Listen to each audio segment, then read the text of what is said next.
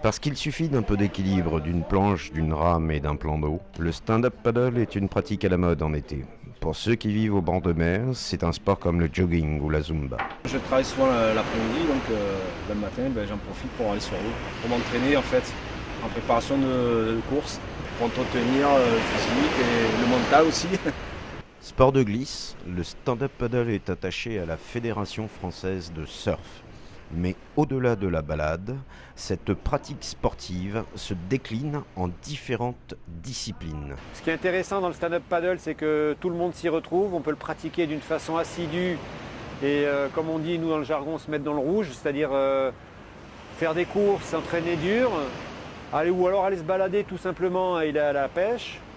Ou alors une autre façon de pratiquer également dans les vagues, qui est une façon qui est inspirée du surf et de pratiquer dès que les conditions sont favorables pour le surf, avec des planches plus petites et beaucoup plus maniables. Et là on tombe dans une discipline qui est un peu plus technique au niveau de l'équilibre. En vague comme en course, la France figure bien au niveau mondial.